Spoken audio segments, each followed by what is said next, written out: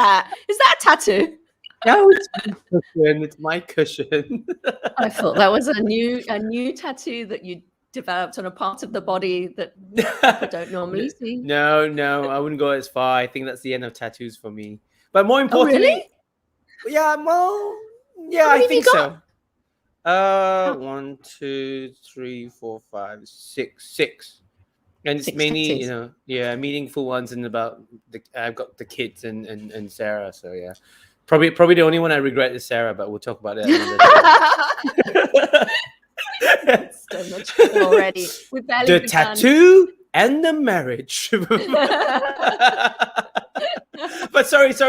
More importantly, hello everyone. We are live. As you know, I'm Jen, and let's welcome Ange in Hong Kong. But today, we're missing Percy today. He's not here. Aww. Percy, we love you. We're thinking about you, and we know you're listening to the car, in the car right now. You're taking a drive. Shout out to you, and we wish you were here.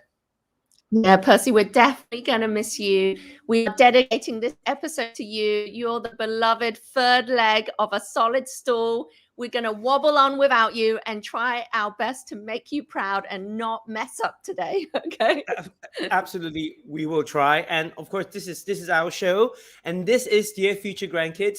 Every episode, we ask an interesting guest, what would you say to your future grandkids? What life lessons, memorabilia, pointed skills, and parts of your home would you want your future grandkids to know about?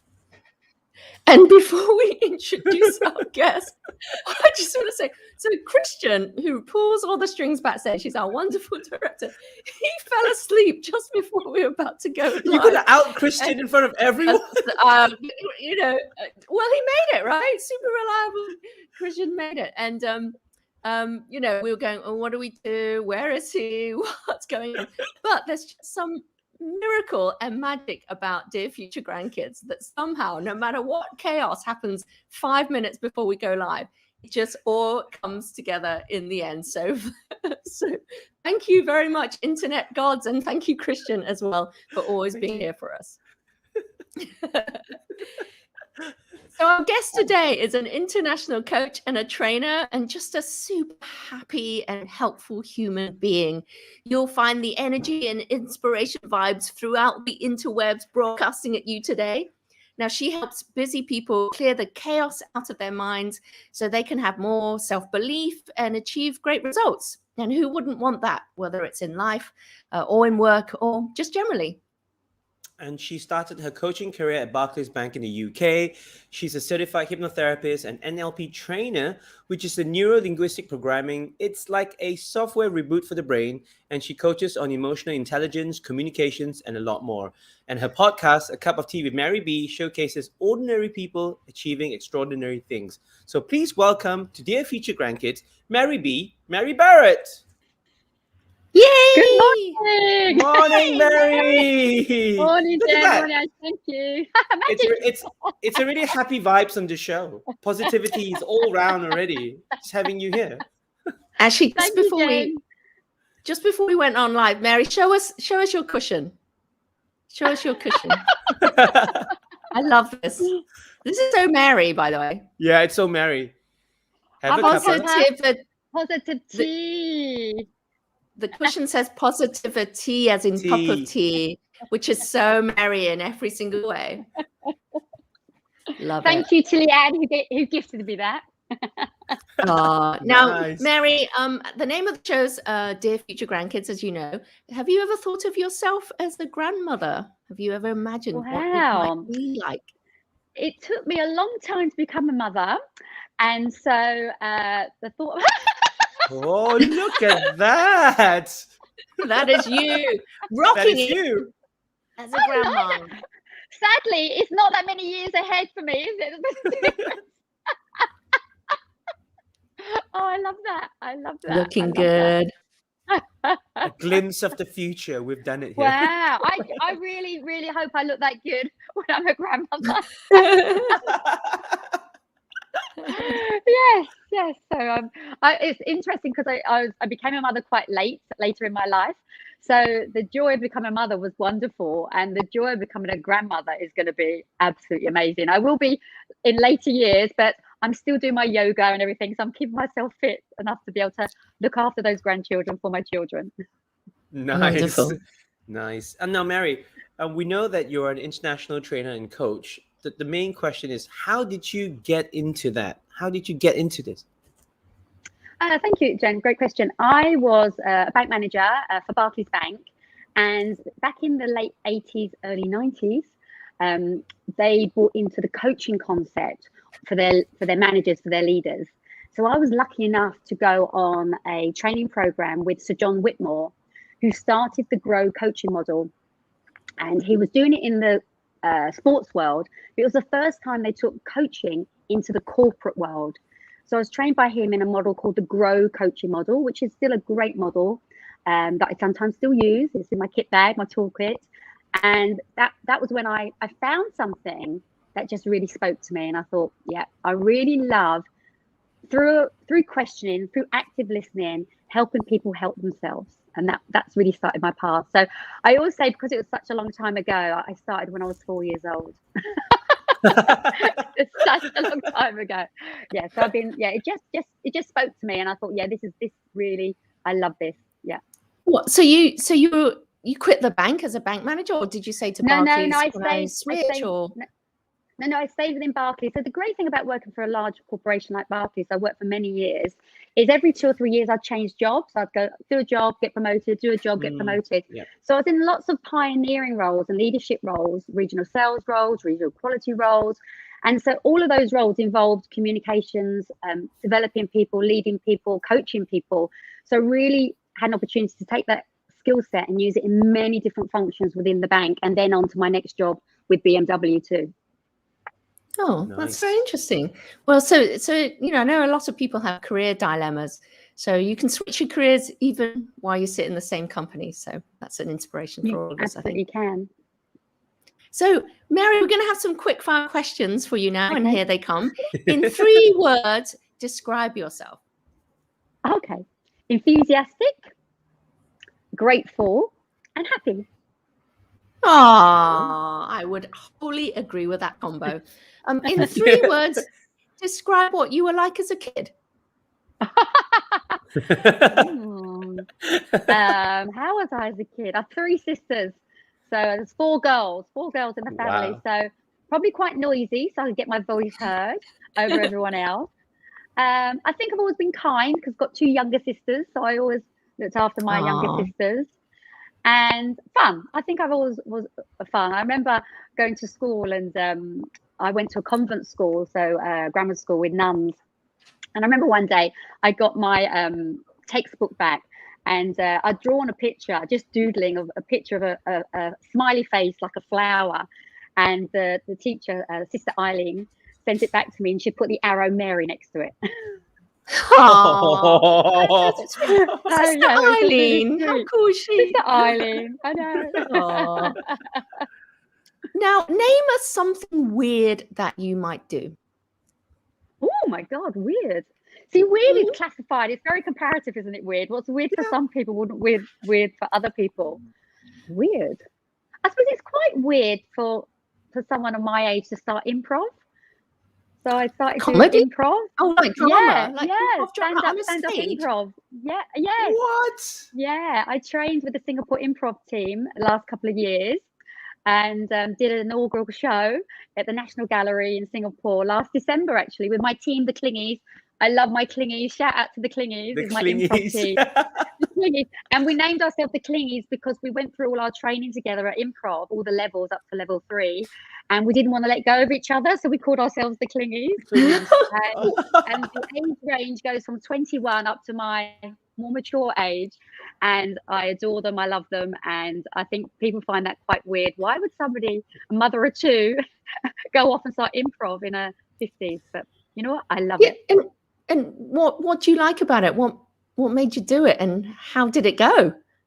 So what made me do it, my children were doing sort of drama, and they did there was like a test out session for parents. If you come along, you could do singing, dancing, drama. And I thought, well, you know what? I do a lot of presentations, keynote speaking. I can only get better. So I thought I'd sign up, do the little session and try drama. But not enough people signed up for the drama, so I got shoved into the improv group. And I never thought about improv, never even watched it that much, didn't know much about it. I did it and I fell in love with it. And the reason I fell in love with it, I realize now, looking back, is because that's what I do as a coach. I'm in the moment. In improv, you're in the moment. You have to really build your partner. It's all about building relationships, building rapport, active listening, and being in the moment and coming up whatever comes up from your unconscious mind. So I realize there's a real correlation to the work that I do. So, and why I'm so good as a coach, actually. Interesting. Very, very interesting. Improv. I've never ever thought about that, but the connection is quite clear, very clear. So, Mary, has anyone changed your life? For example, like a teacher. Has anyone? Oh my God, so many, so many people. There's so many famous people that have changed my life I don't know about. There's so many other people that have changed my life. But the person, oh, I might get emotional here, that I now know as I'm older, that really had a massive impact on my life, although I didn't realize it when I was a little girl, is my Auntie Nellie. Oh. My Auntie Nellie was a nun, and she was in the convent, and she'd come and visit us, and in those days she had to wear the wimple and the whole outfit, you know, had her head shaved at the age of 17 going into the nuns, was put into the nuns not by choice. And she told me some wonderful things when I was a child that only now in the work that I do, that I realize how she was saying the same sort of things to me then that I didn't realize. Like, always be kind. The Lord works in mysterious ways. Who are we to judge? And so she's really gave me some great seeds of beliefs about the world and how to be. Wow. So she probably planted the seeds and set you up for what you do now in many ways, right? Yeah. Oh, that's really without lovely. me realizing it. Yeah, my Auntie Nellie. And she passed young at 57. And I never got the chance to really tell her that.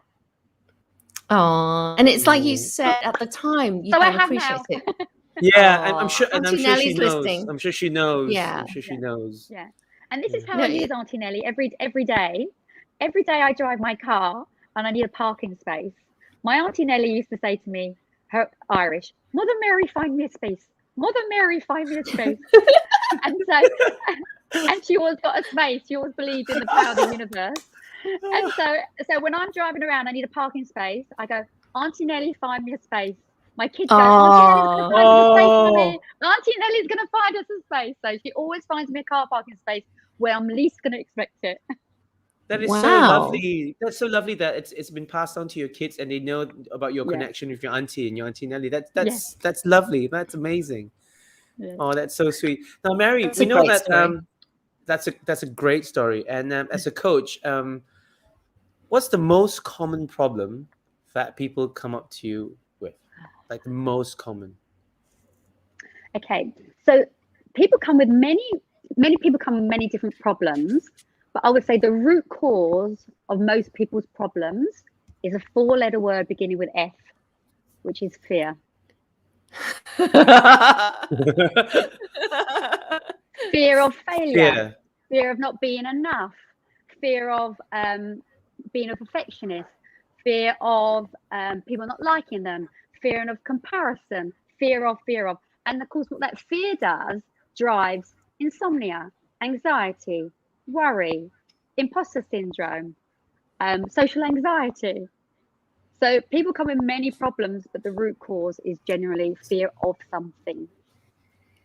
And so when they come to you, they usually will say something specific, but as you unfold and unravel, you realize that the underlying thing they're talking about is fear. Does that come out within the first session? Does it come out slowly? And how do you figure out what the fear is? Well, see, I'm with all my skill sets. So my husband, I think he says this kindly, calls me an autocorrector. I'm not sure he does. Not like an autocorrector. So because of my learning and my training and my wisdom and my skill set, I can analyze people very quickly. And normally people tell me stuff, and if they're telling me stuff, they're thinking stuff. So if you think something, You feel something. If you feel something, you behave a certain way, and that's why you get the results you do. So I can quickly analyze people, because what people are always telling me stuff, and I'm auto-correcting, and I'm filtering all the time for people's belief systems and how they use their language. Is it empowering language? Is it victim language? Is it disempowering language? So I can analyze people pretty quickly. Wow, that is a great function to have, a human auto-correct constantly running. That's not bad at all. What's really great about that is a lot of my clients will say to me, you know what, Mary, I was going to do something and I had you in my head. I had you in my head. What would Mary say? I know you're a certified hypnotherapist and a certified NLP, neuro linguistic programming trainer. What does this all mean, and what are these things? Oh, it's a really good question. So neuro-linguistic programming, let's start there. And the terminology, because it was a psychology that was started in the 70s, it's got some sort of Silicon Valley type coding words to it. But really, neuro-linguistic program is neuro, the brain, and the neuroplasticity. Linguistics is the language that we use, so that autocorrect's a part of it. And P is the patterns of behaviors that we have. So NLP is basically a template, a blueprint of success. So what it's done is studied the best therapies in the world. How do we get fast results? It's considered a short therapy that you wouldn't be going for years and years and years to solve issues or change programs. But what we can do is, and this is what the hypnotherapy lies into it, we are constantly hypnotizing ourselves by the words that we use, the habits that we have, the programs that we run. And, we don't sit and actually question about why do I do what I do? And actually, is it making me happy? Is it giving me the success, and whatever success means to you? And so what we can do in a neurolinguistic program is rewire and reprogram, as you said at the beginning, recode what it is, not for what's happened in the past. So we can release through hypnotherapy some stuff that's holding us back from the past, like self-limiting beliefs, etc., things, traumas that's held us back in the past. Really then rewire, reprogram for the person who we are now and who we're becoming. Because you can't change the past, but you can influence the future. And we have the power to do that through our own mind and our thinking. And hypnotherapy speaks straight to the unconscious mind, which is the 90% of our mind. And so we get immense transformational change quite quickly and quite effectively. Powerfully, actually, I would say. Wow, that sounds so, it's really hard. Everyone knows the power of mindset and how mindset can contribute to success, but it's so hard to do in practice. So that's really interesting. I hope we get to touch more upon it as the show unfolds. And can I just say, as an autocorrector, it will be hard to practice if you tell yourself. I see. I got it. It's funny you bring that up. It's funny you picked up on that word, because I think, someone said the other day, what's your goal? And I said, one of my goals is to get rid of my toxic working class mentality. And she said, what's that? And I said, well, that's very interesting. But it's interesting you say that, but I'm very proud of my immigrant background, and I'm proud to be sort of working class, and I'm proud of where I came from. So don't get me wrong about that. Nothing wrong with a bit of hard graft and coming from that background. But there's also a negative side, and I think you're right. The negative side is you sort of believe that everything is hard work, and you have to endure and suffer. And work twice as hard as anyone else on the planet and torture yourself in order to rise above your, where you're from, which you perceive to be low, right? So I think it's funny how you pointed that out, because it's true. And if a lot of people, I say it to myself all the time, actually. Well, I'm going to now start to correct myself. So if I'm given a challenge or a goal, and I totally think I'm not up to it, I think I'm not smart enough, I'm not talented enough or anything, what I'll say to myself is, well, at least I can try and outwork everyone. But that's what you do. You outwork everyone. That's your hardworking ethic. You always do that. You know that you put in the extra hours. You've always done that. And it's good and bad, Sometimes Jen, when you because sometimes when you don't need to. I feel well, that. exactly. It's good and bad. I mean, I Yeah. can't. Yeah, I mean, that's why it's sort of toxic, because in one way you're rewarded. I am totally rewarded for being a workaholic. It's the Yeah. only aholicism that you're really rewarded for, right? That it's Autocorrect, almost put up.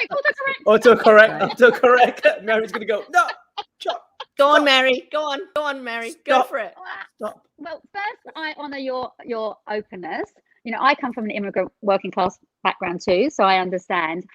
And what we tend to do as humans is drag where we've come from into now, into the future. And so the autocorrect is anything we say after I am is an identity statement, and it will follow you. So if I say I am a workaholic, that's the label I've got. So guess what you're going to do? How are you going to behave? How are you going to live? How are you going to talk? I'm a workaholic, so that's what I do. So, you know, our language, our linguistics hypnotize us into a way of behavior. So we have to, you know, and maybe that's what you had to do to get to where you are today. But may I suggest another title will help you for where you're going today and tomorrow?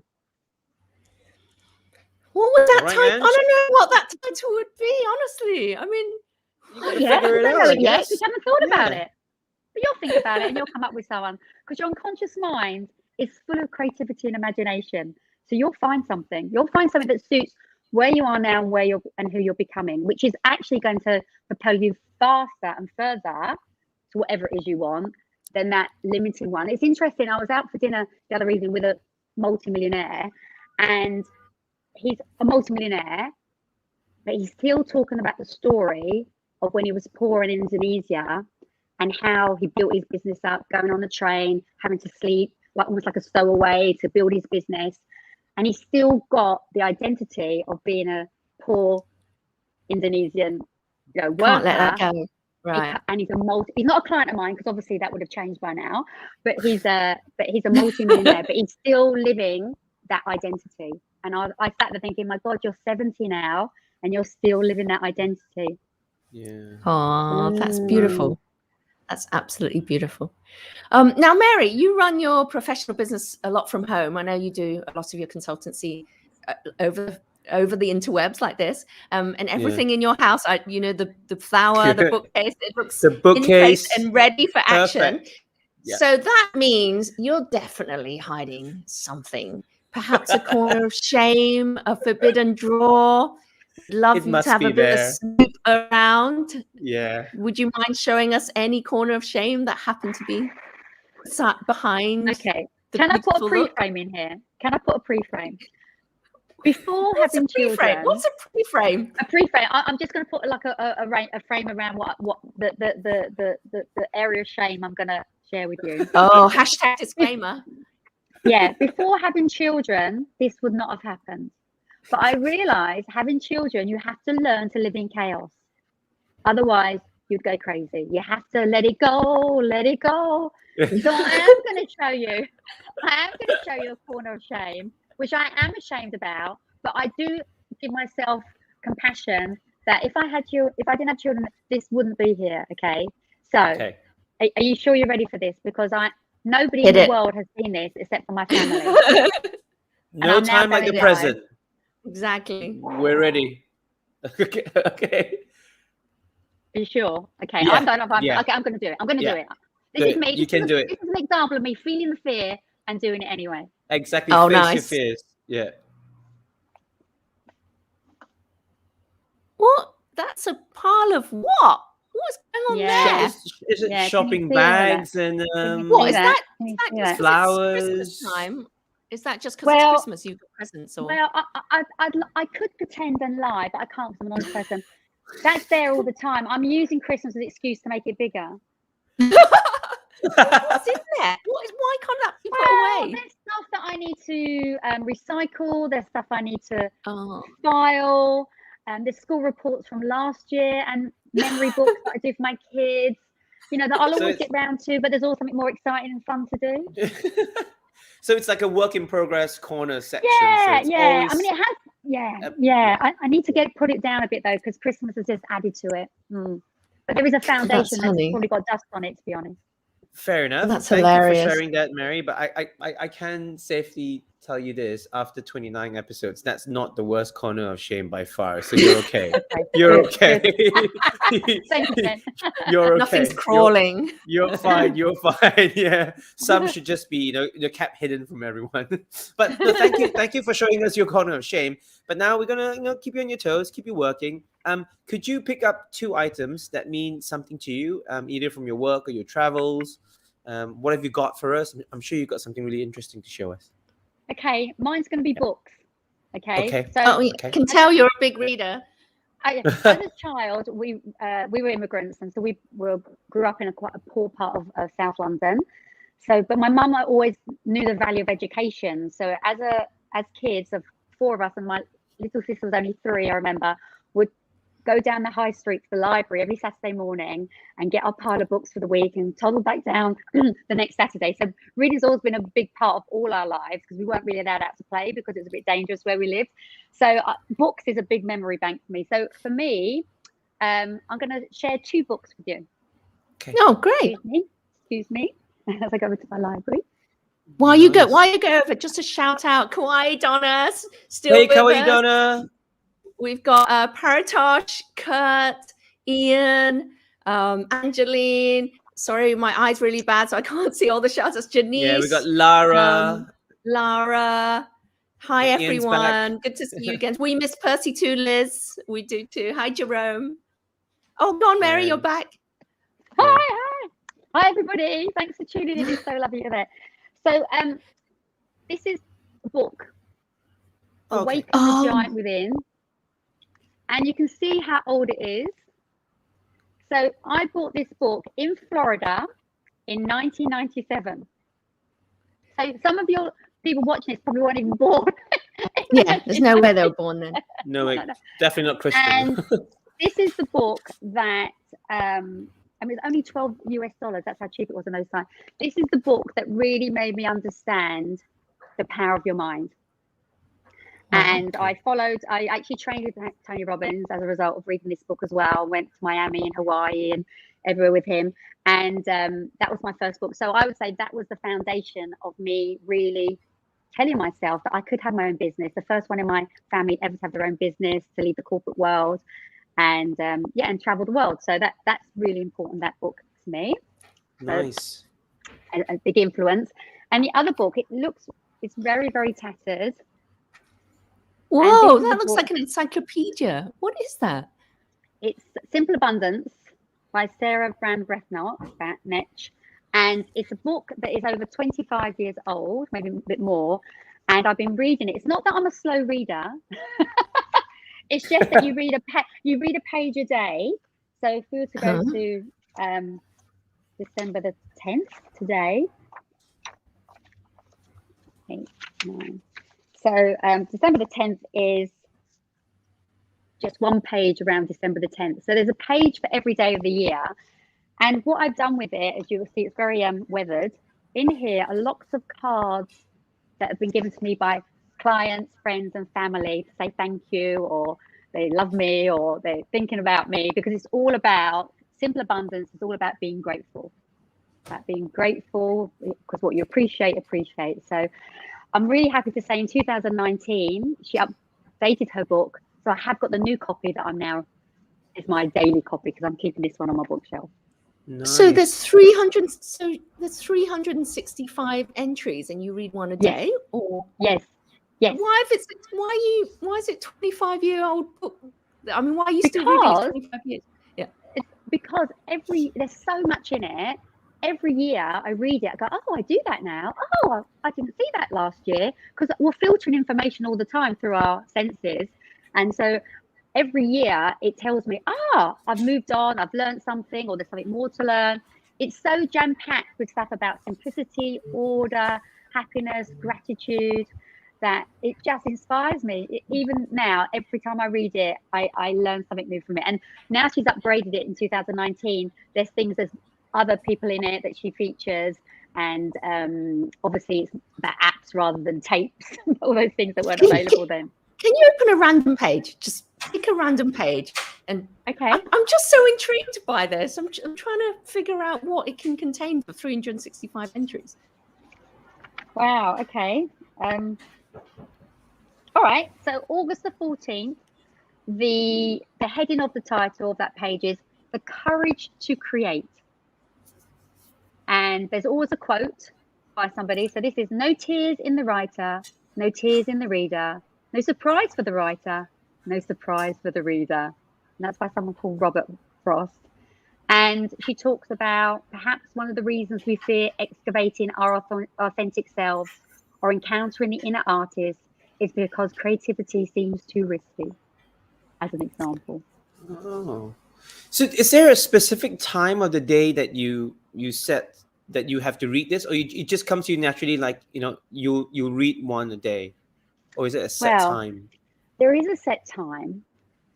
There is a set time every day that I read that page. But I don't think I should share it with you. Okay. All right. My imagination. Okay. Got it. Got it.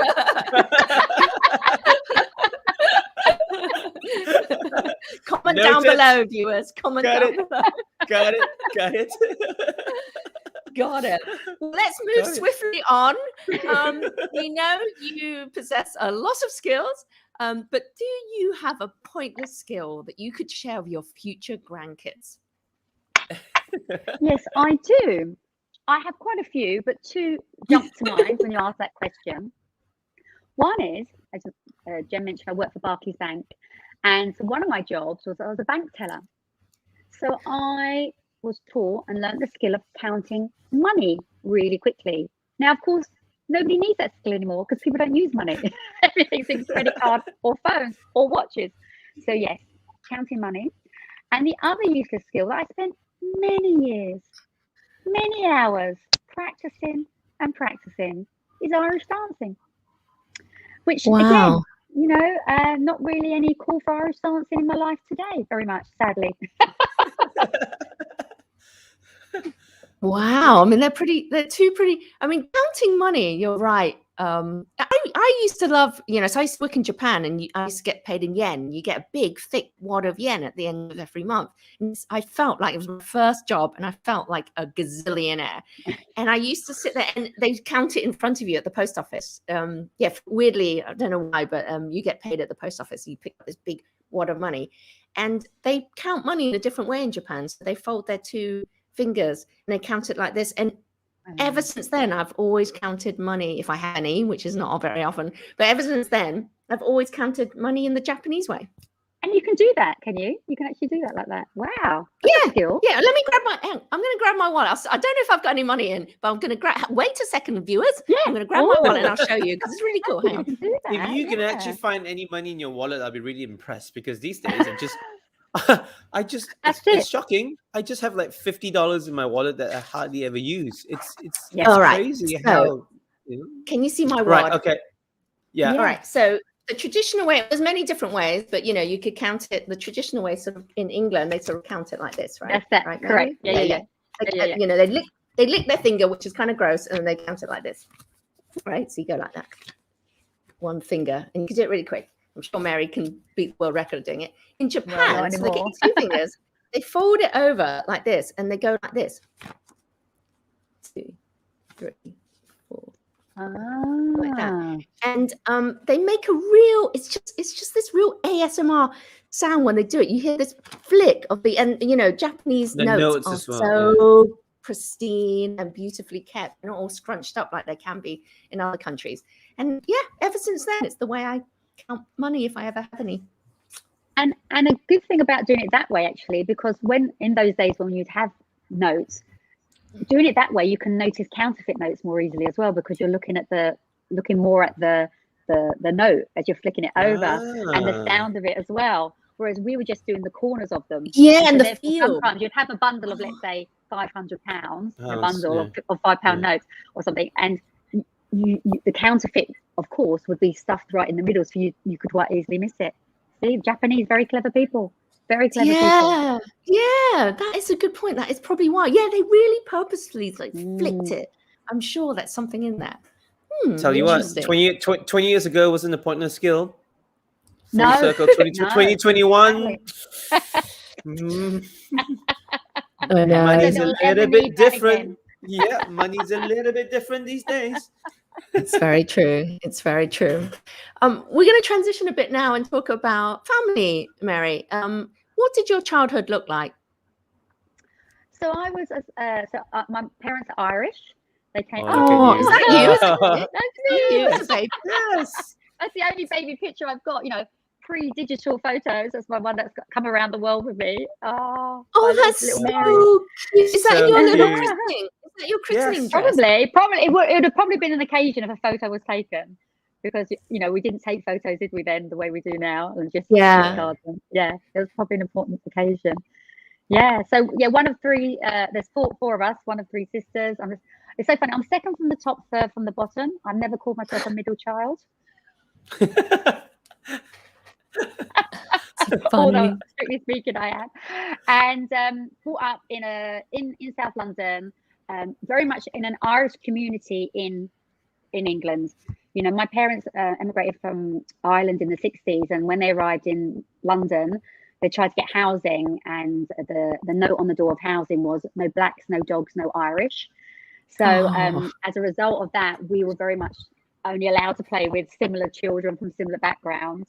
But because there were so many of us in the family, we always had someone to play with. So, you know, we all danced with, you know, great memories of going to Irish socials at the church and dancing with mum and dad and doing lots of traditional dancing, but also old time dancing. So great memories of that. You know, spending time with my sisters playing and using lots of creativity and imagination. Yeah, and in fact, so two of my sisters are teachers, and one of my sisters is a medical doctor. So we've all gone into the world to help people in some way, which is nice. That's really, really nice. Lovely. Sounds so lovely with a close-knit family.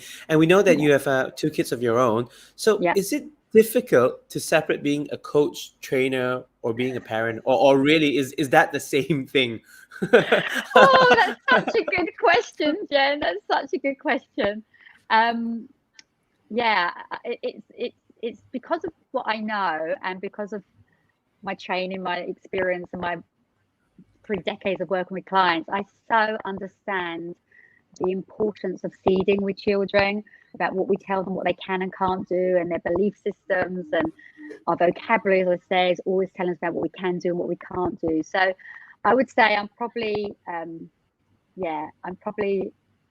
coaching in some format most of the time. In fact, my husband went out for dinner with a good friend of his, and he went, "So what's it like being married to Mary as a coach? What is it like?" And so my husband very politely says, "Well, do you know what?" He says, "I have to tell you, I do get coached whether I ask for it or not, but at least I get it for free."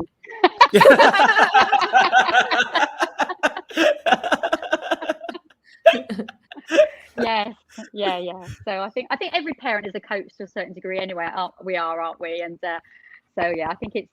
I'm very, very, very grateful for my toolkit that I've got, because I certainly and parenting is one of the most challenging jobs and joyful jobs in the world. So I'm really, really grateful for my toolkit that helps me every single day try and be the best mum I can be, and that's all we can do. But I'm grateful I've got a toolkit to help me with that. Nice. Yeah, definitely. Having that toolkit. It's you know, everyone has that random drawer in their kitchen, right? It's filled, for me, it's filled with IKEA stuff that I don't even know, you know, what to do with it. But when you need that bit of tool, you need it. It's there, yeah. So you've got the human version of a kitchen drawer of random useful stuff. Yeah, I've got lots of gadgets. Lots of gadgets in my toolkit. Lots of recoding, rewiring, reframing. Yeah. Oh, that's brilliant. So yeah, so of all the gadgets that you have, so which means that you've given out many pieces of advice, is there a particular life lesson that you would give to your kids that stand out, or you've given to your kids that really stands out? Wow. I have to let you know that my daughter said to me recently, which really made me giggle. She was actually after a mobile phone, which she's not getting, so she wasn't very happy with me at this moment. Okay. Yeah. Of course, all her friends have got mobile phones at 10 years old. No, you're not having one. Anyway, so while she was having, I think it's just after she finished her meltdown around that, she said, "Anyway, mummy, you're too strict, you're too positive, and you're too healthy. Too strict, but too positive and too And healthy. And I went, I will take that. Thank you very much. That's hilarious. Too funny. And Ian wrote, he has a drawer like that. It's called his garage, but he can never find the right spanners for the job when he needs. We have all been there, Ian. We have all. We know what you mean. We know what you mean. I still don't know what a Phillips head thingy is that I'm always apparently being asked to provide. Too funny. Mary, do you have your phone near you? Because what we want you to do now is grab it. Yep. And leave a voice message for someone important or someone random in your life while we wait and listen in. Oh, okay. So just a voice message, yeah? Yeah. Just voice whatever message you want to say. Yeah, record it and send it to that person. Okay.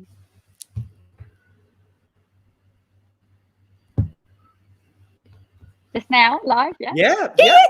Yeah. Whenever you're ready.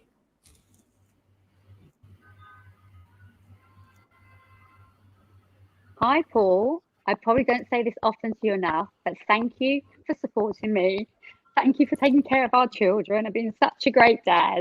And I really am grateful for all the support. And I'm so proud of you that you've attracted yourself a fantastic job this year that you're going to be amazing at. They're so lucky to have you. And thank you for being in my life. I'm ever so grateful. Love you. Bye. Oh, that's so too sweet. That will shock him. You won't be used to having He'll go, what have I done wrong? What have I done wrong? He'll be running home now. No, that's so sweet, Mary. Oh.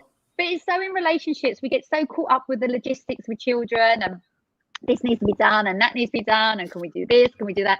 And it's very rare that I take the time to say thank you to him too for being there and the support. So it was grateful to be able to do that. Thank you. Lovely. That's lovely. That is just so lovely. So Mary, we know that you've got this love for reading, stems from your childhood, and we can see from your bookcase behind you as well. But there's a particular Reader's Digest copy that you have, and that you said that it's really meaningful to you, and it's something that you will put in a time capsule. Well, this is your digital time capsule. So can you tell us about that? Wow, yeah, okay. So when you asked me what I put in a time capsule, I was thinking, I think it's not about photos or, a time capsule for me is like, how would you like to be remembered almost? A little bit of your legacy. And, okay. So in 2007, I went to a 5-star yoga retreat. It's somewhere that was quite a stretch for me, but this won't surprise you. I'd seen it in a magazine. I'd cut it out and put it on my vision board and said, one day I will go to that yoga place in India called Shreyas. So I went along, and when I went there, you could do lots of community type work as part of the being on the yoga retreat. And I went along to a school, but I actually wanted to visit an orphanage. And I said to the people that ran the hotel, I said, can you tell me if there's an orphanage we can go and visit? And I said, I've never been asked that. We've never been asked if there's an orphanage we can visit. I said, I'd really like to visit one, see what I can do to help. So they arranged it, and we went along to this orphanage, and in the back streets of Bangalore. And this orphanage was just really run down, and they had all these children who had been given the day off because we were visiting. Oh. And I was there with a girlfriend of mine, Sharon, and they had to share this awful facilities with mentally damaged adults. So they were growing up around mentally damaged adults. And I just said, what can we do? And they said, and I said, well, we need money for mattresses, pots and pans and everything. And so I said, look, here's the rest of my traveller's checks, as it was in those days. And I came back to the UK with my friend, and I did a walk, a sponsored walk. There's a walk in the UK called the West Highland Way in Scotland, really difficult walk. And you do 100 miles in 7 days. And I raised money for it. And I sent it to the orphanage, got blisters and everything. But anyway, sent it off. And I never heard another word. And I thought, well, you know what? I've done my thing. I've sent the money off. I've done my best. 7 years later, in 2014, I had a special birthday, and I thought, where would I like to go? How would I like to treat myself? I want to go back to that yoga retreat. So I went back to the yoga retreat, and I got picked up at the airport, and that magazine was in the car. And I thought, picking it up, and I opened this magazine, and there's an article about Mary Barrett, and I'm like, What? and then I read the story because I went to the orphanage, and because the Hotel Shreyas saw what had happened. When other clients came along, they sponsored the orphanage. When other clients came along, they came along and contributed, and they actually built a new orphanage through all the contributions from other guests coming to the hotel. And they invited me to the inaugural opening to cut the ribbon, because I started. You started it, yeah. I started it, and I couldn't go because my son was due to come to me, and we were waiting for him to come, and so I didn't go. And everyone kept coming up to me saying, you started this, and they took me on the tour of the premises, and they all sat down, and now they do yoga every day. They've got lovely facilities, they've got the adults are separated from the children, they've got their own dormitories, and I mean, lots of people contributed, lots of people to make it happen. I mean, some really big sums of money, but for me, the legacy is change starts with one action. That's amazing. You started it, and you didn't think it would go. It would make such a huge difference, right? Yeah. No, I had no idea what a difference that action would take, and I think that's the message. So the legacy is, well, when I die, I've done something good in this world, which is important to me. But also a message to people: change can start with one action. That is not all so about money. That is so inspiring. One match can light 1,000 candles, right? Exactly. That whole did without. Yeah. And the weird thing is, you're in a car and you're reading about. Yes, exactly. It's there. You find it. Thing. And people kept coming up to you because they're very loyal to it. It's a wonderful place. They're very loyal to their staff, and they look after the local families and everything. And the staff who are still there kept coming up to me the chef, you started this. And it was quite overwhelming, to be honest. But it was like, oh my goodness me. And I had no idea this was going on in the 7 years of me, because I just sent it off because I did the right thing. And I did another charity walk, the Cotswolds Way again, and I sent another load of money off as well. Never heard anything, but I just knew it was the right thing to do. And I trusted that they would use the money correctly. But many people contributed, but my learning is action starts with one person. That is truly an inspiring story. If you take nothing else away from this episode of Dear Future Grandkids, it's go out and do something, even though in your head it feels like the smallest trivial thing, because you just never know. You never know. And you may never know. I always say it's like a ripple in the pond. You put the stone in. You sometimes when you do a good action, and sometimes we expect people to give us a good action back. No. Put the stone in the pond. The ripple will go, but you may never, ever know how far it'll reach. And that's okay. Just do the right thing. Yeah. Wonderful. I mean, I see a theme, and you're sitting and you've got a pile of books behind you, and I see a theme. You talk about articles and books you've read. And I know that you've been keeping a gratitude journal, haven't you, for many, many years? Yes. And how many do you have by now? And why do you recommend it? I have loads and loads of gratitude. I mean, as I say, the Simple Abundance told me about gratitude and how important it was. So I've got stacks and stacks of them. Oprah, I always have to bow to Oprah Winfrey because she's my absolute role model, such a force for good. Oprah, again, is a great speaker about the powers of gratitude. With gratitude, it's like the neutralizer of any negative emotion. If you feel fed up, upset, angry, sad, as soon as you start to write down your gratitude, it neutralizes any negative emotion. I mean, there's some science behind it as well now. We've got the science to back it up, because what it does, if you think about it, it gets you into your homeostasis and balance. It gets you into your parasympathetic nervous system, which is about homeostasis and balance, because it calms you down. Because if you're being grateful, you can't be angry. If you're being grateful, you can't be sad. And what you appreciate. So the more gratitude that you can have. And I actually do gratitude in 2 ways. So I do gratitude for things that have actually happened. So, every day I'm grateful for my health and my vitality and my energy. I'm so grateful for the fantastic clients that I attract, that I love to play and work with. But I also I call it hallucination gratitude. So I also write, and this is using hypnotherapy, I also use a page of gratitude as if something's already happened. So if there's something that I want to happen, I write my gratitude as if it's already happened. Okay. So that's really powerful, because what you're doing is giving your unconscious mind what you want to happen, but you're grateful in advance. So yeah, so one of my things I put in my future gratitude that you may come true is I'm really grateful for the opportunity to spread my learning and wisdom with more people in the world. Thank you. And we are grateful too, Mary, that you've come on the show and shared these stories with us. Very much so. Thank you, Mary. Yeah. We're definitely very grateful, and we're so happy that you spend time with us making this video time capsule. So, Mary, as we close the show and we close the lid on this time capsule, you get to leave a message. What do you want to say to your future grandkids? Whew.